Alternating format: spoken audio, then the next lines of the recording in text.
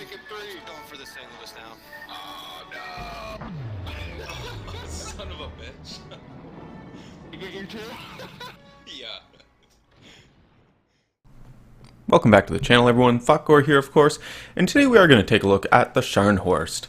Now, as we know, it did come out, I believe, yesterday. I had some reservations about purchasing her, not because, any lack of performance on the ship's behalf, just simply I wasn't sure if I really did want a Tier 7 battleship, Scharnhorst or not, and, obviously whether or not you want to spend the actual physical money for her. But anyway, talking to Orvis, and it didn't take very much convincing.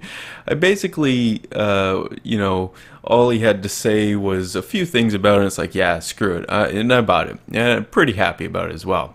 So we'll take a look at her today. The Scharnhorst isn't a bad Tier 7 battleship. I do enjoy her, but I use the term battleship loosely for two reasons. First of all, I mean, historically the ship Scharnhorst and guys now anyway were technically battle cruisers.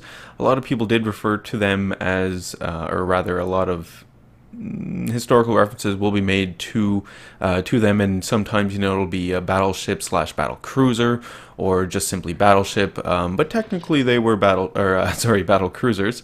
And in game, what this translates to is essentially the Scharnhorst becomes an up armored cruiser at Tier 7. So before we get too far into the video, I mean, it's your money, and at the end of the day, you need to decide whether or not you can and want to spend it.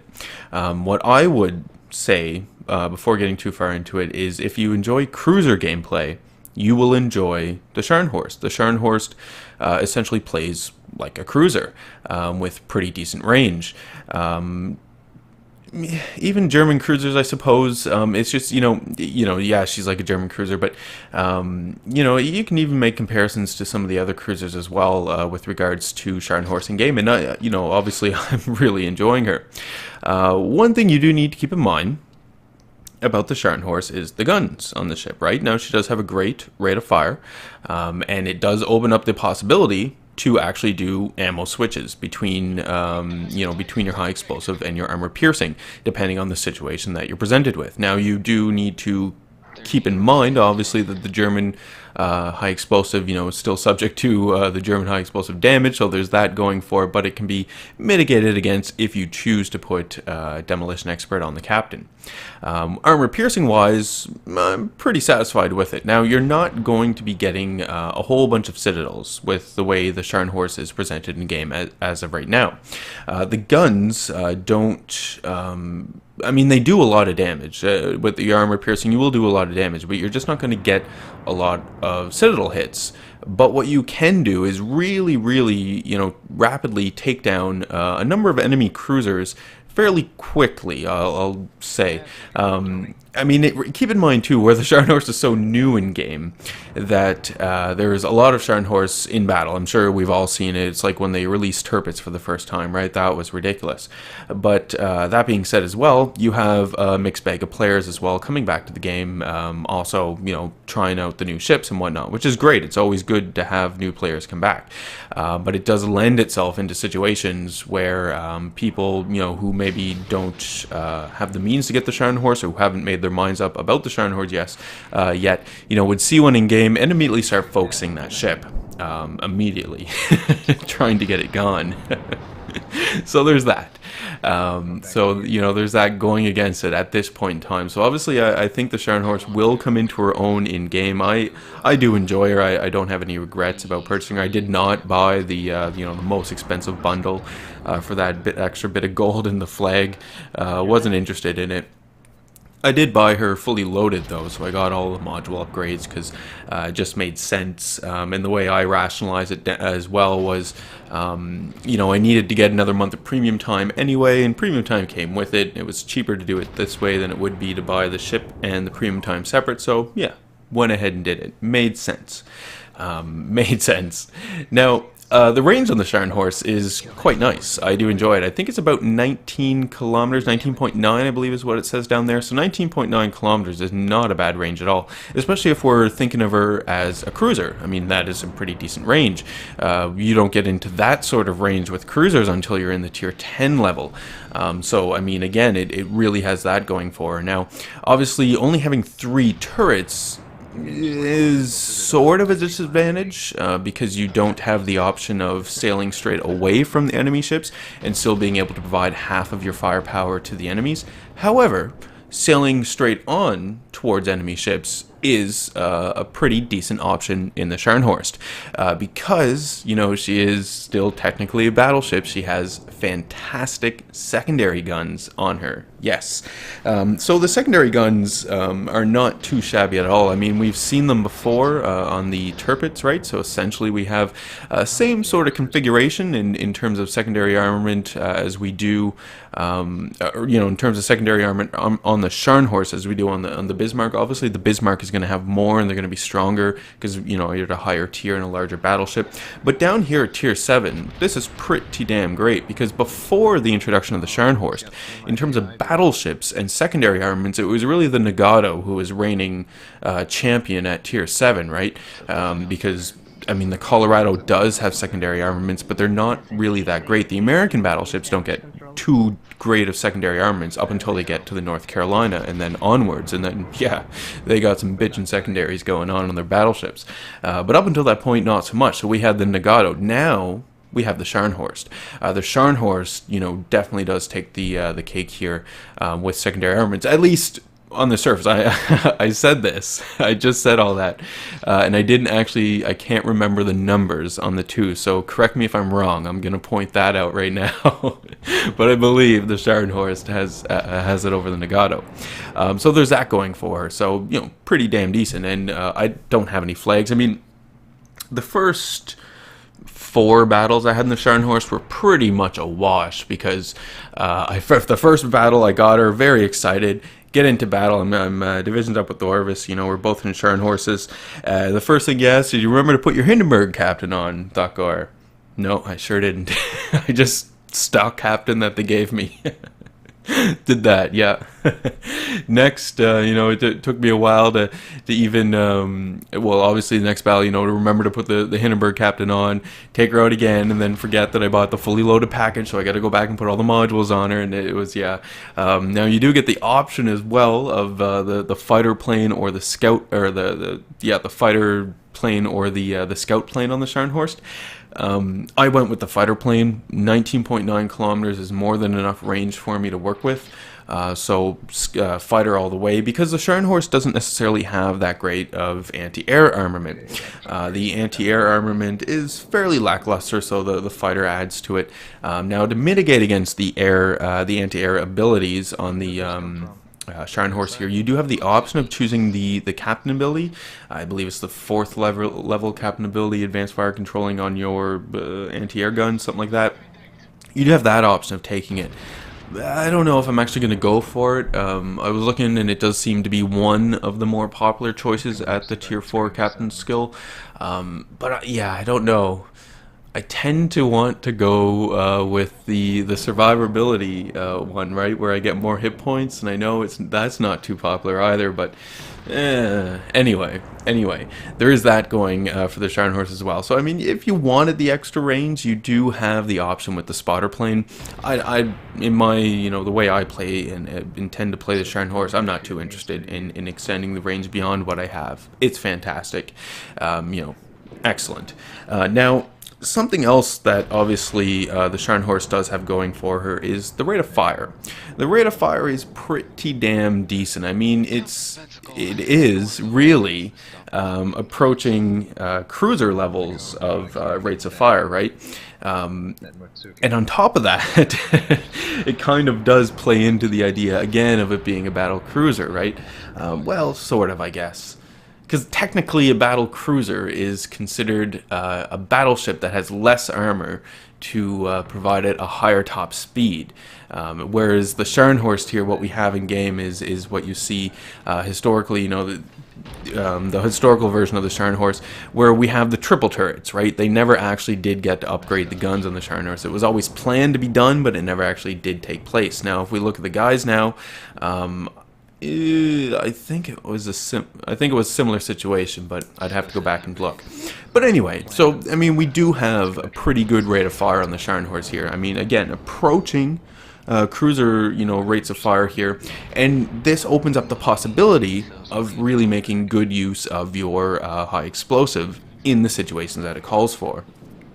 I still I'm in a battleship, and I'm in a German battleship, and my thinking is cruiser and German cruiser, so I'm pretty reluctant to switch over to my high explosive. I usually try to continue to put the armor piercing into the players, because the armor piercing will still be effective, I found, at least with the other German ships. I haven't really played much of the Scharnhorst as of yet compared to those other German ships to really be able to say, yeah, I can go ahead and do it, and it's not going to be too bad. But initial testing and whatnot, initial impressions suggest that as long as the aim is on the superstructure of the ship, if the ship is coming straight at you or straight away from you, or is angled at extremely against you, you can still expect to do some pretty decent damage. And then when you factor in the damage you're doing with the armor piercing versus the damage you would end up doing with the German high explosive, it does make an argument for the armor piercing. Of course, the old trump card and all of that is that the high explosive does have the potential to set fires and do more damage on top of the initial damage, right? So there's that as well. You got to factor these things in when you're figuring out armor piercing or high explosive, depending, right? Anyway, so we've got that going for us as well. I know one thing historically on the Scharnhorst, and we talked about it before, way back on the early stages of the channel, when we did the German, when they first announced German ships. This was even before they had German cruisers in game, and we're speculating on what ships were going to come in to the game and what tier and all that. And we looked at the Scharnhorst historically. It was during the final battle that the Scharnhorst was in, right? This was in the North Atlantic, again fighting against the British, that the fire control system weakness that the Scharnhorst had really came into play, right? Because if you recall, there's two basically radar stations or fire control stations on the ship. There's one right on top of the conning tower, as top as it can get, and then there's one on the rear. Well, the one up top, and we can see it up top in this model of the Scharnhorst as we have in game. Obviously, it doesn't have radar in game, but historically this was used for its fire control system. But anyway, that was taken out, and they had to rely on the fire control system on the rear of the ship, which was mounted lower, closer to the waterline, which made it much harder for the Germans to be able to return fire. Now, on top of all this as well, we do recall that there were issues with the number 1 turret becoming flooded, and I can't remember their names, but the crew of the Scharnhorst had names for A, B, and C turret. I can't remember them. I think one of them might have been Gustav, but I'm not sure on that anyway. So, I mean, it had that going for it. I mean, a beautiful looking ship as well, right? Most of the German ships I find are quite good looking, and the reason for it, I believe, is they all seem to have this sort of similar conning tower design, in that you've got this block encasement basically at the front, and then further into the midship, or further back, you have the conning tower, or the large, I guess it would be a data tower for the Japanese. That, right, is further back on the ship, which just gives it a different look anyway. But all in all, I am pleased with the Scharnhorst, and as we have it in game right now, it's for bang for your buck, I suppose. It really depends on, again, how much you want to play this ship. Now, keep in mind that it's a battleship, right? So, obviously, you're going to be training German battleship commanders on her, right? So, even though she plays like a cruiser, You don't necessarily, well, you do, I suppose, because you just put your cruiser captain. What am I saying, Thotgor? I put my Hindenburg captain in, for God's sakes. Yeah, so, all right, put your cruiser captains in it as well. But, I did try and put my Tirpitz captain in it as well, rather than the Hindenburg captain, because the Hindenburg captain doesn't necessarily have a focus on secondary armament. I put focus more on main guns, right, main batteries. So by putting the Tirpitz captain in, who does have a focus on the secondary armament, I did definitely notice a good bump in the secondary capabilities of the Scharnhorst. So, I would consider that. Or if you wanted to, I suppose you do have the option as well of, tailoring your Scharnhorst captain, a specific captain, tailoring that captain to, say, the Guys Now when it comes out, assuming that the Guys Now has similar properties. I have no idea, right? But assuming that it does, then there's that option as well that exists to you potentially. But it's a premium ship. I don't really know why you would want to do that too much, because I definitely do enjoy switching around the captains. The Tirpitz captain right now is the leading captain, I believe, for the Scharnhorst to take out. And also, I only need, I think, another 9,600 experience for the Tirpitz captain, and then I'm going to have be able to get the 5th ability for that guy, which is fantastic, because other German battleships are coming soon, so not too shabby at all. Another nice thing about the Scharnhorst, obviously, is the speed. We've got a top speed of 29.9 knots, which isn't too bad. Again, makes her very competitive in terms of cruisers and battleships. I mean, at this tier 7 for battleship, this is the fastest battleship we've got right now, because, I mean, other than that, we have the Nagato and the Colorado, which are both, decent battleships in their own respect, but they are slow. Whereas this, no, speedy little thing. Maneuverability is pretty good. Keep in mind, I've got the rudder, the rudder shift gear mod on the ship, right? So I've got the increased rudder speed here as well, and that's what we're seeing in this game. So there's that. But if you have it, and I would highly recommend getting that modification if you choose to purchase the old Scharnhorst here, it does make the ship much more responsive. The 29.9, may as well say 30 knots, it's really workable. In terms of trying to maneuver around on the battleship. The turret rotation speed, as we have been seeing throughout the battle here, is really good as well, right? We're not subject to some typical slow turret rotation speeds on battleships. Keep in mind, again, modules and captain abilities are at play here, though, because we don't want anything too stock. But even with these things at play, yeah, definitely worth it. And it's something that I really value as well, especially in a cruiser, is the ability to use my turrets to their maximum effect and rotate them wildly around, because I'm always circling and maneuvering around, right? I try never to just stop my ship, and I just try never to do it. I mean, there's arguments for and against, and I'm against, I suppose. I just try not to do it. We can see high explosive armor piercing goes into my enemy Scharnhorst here off in the distance, and I returned with armor piercing. Did about 5,300 damage, and with good indication there of your what you can expect out of your armor piercing rounds, as long as you're aiming for the superstructure and whatnot. You can get some decent results, but you do see my competitor here as well firing the high explosive, so provides for a good comparison. You can definitely make the argument that a few of those shots high explosive, that for me high explosive would have been better for me to be firing. I kept with the armor piercing though, no surprise there. But again, all in all, I'm happy with my purchase. I don't think that it's a bad ship. If you have the means and if you have then yeah, I would definitely go ahead and purchase the Scharnhorst.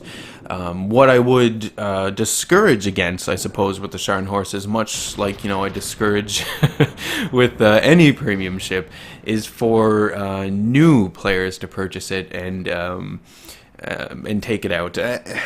I mean, you can make the argument again, why not, new players are going to have to learn sometimes, purchase a ship, learn on the ship, true. But the Scharnhorst does have some quirks to it, right? And it does take a bit of getting used to. You can't just charge in there and expect to take things down because you're a battleship. You will get focused and you will die right away. So you do need to, have some finesse, and I would highly recommend, playing through some German cruisers just to get a general feel for them. If you're, totally new to the German line altogether. But anyway, battle is over. It was one of the higher damage battles that I managed to get in the Scharnhorst for the few battles that I played in her last night. So we did finish about 100,000 damage, which isn't too bad. There is the potential here for more damage, I think. Only the one Citadel, but again, the Scharnhorst, you don't expect to get a lot of Citadels out of the Scharnhorst. What you should expect is consistent damage out of the Scharnhorst, and good damage over time out of the Scharnhorst, right? Damage per minute is what we're getting on that. I did finish second overall on the team, which wasn't too bad at all. We can see some of the money-making potential here. Now, this is not, 2 times for the first victory, so 5,100 experience there, and a bit of experience as well for the captain. I think, yeah, that's the Tirpitz captain we have in there as well.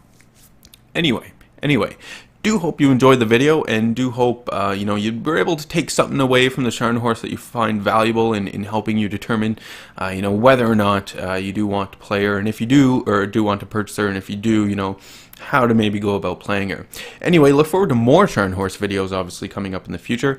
As always, leave any comments you have for me in the video comment section below. Love reading those and responding back to them. Hit the old like button if you did like today's video.